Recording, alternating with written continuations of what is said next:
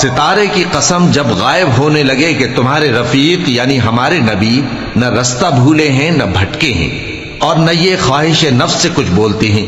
یہ قرآن تو ایک وحی ہے جو ان کی طرف بھیجی جاتی ہے، ان کو نہایت قوت والے نے سکھایا یعنی جبرائیل نے جو طاقتور ہیں۔ پھر وہ پوری طرح بیٹھے جبکہ وہ آسمان کے اونچے کنارے پر تھے، پھر وہ قریب ہوئے، پھر مزید نیچے آ گئے تو وہ 2 کمان کے فاصلے پر ہو گئے یا اس سے بھی کم۔ پھر اللہ نے اپنے بندے کی طرف جو حکم بھیجا سو بھیجا۔ جو کچھ انہوں نے دیکھا ان کے دل نے اس کو جھوٹ نہ جانا۔ کیا جو کچھ وہ دیکھتے ہیں تم اس میں ان سے جھگڑتے ہو؟ اور انہوں نے اس کو یعنی جبرائیل کو ایک اور بار بھی اترتے دیکھا ہے سدرۃ المنتہا کے پاس۔ اسی کے پاس ہمیشہ رہنے کی بہشت ہے، جبکہ اس بیری پر چھا رہا تھا جو چھا رہا تھا۔ ان کی آنکھ نہ تو اور طرف مائل ہوئی اور نہ حد سے آگے بڑھی۔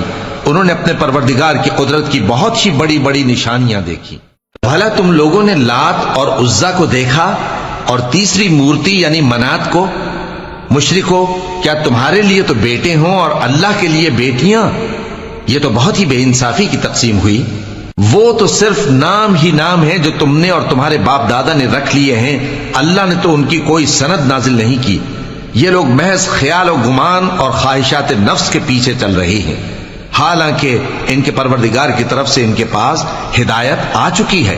کیا جس چیز کی انسان آرزو کرتا ہے وہ اسے ضرور ملتی ہے؟ سو آخرت اور دنیا تو اللہ ہی کے ہاتھ میں ہے۔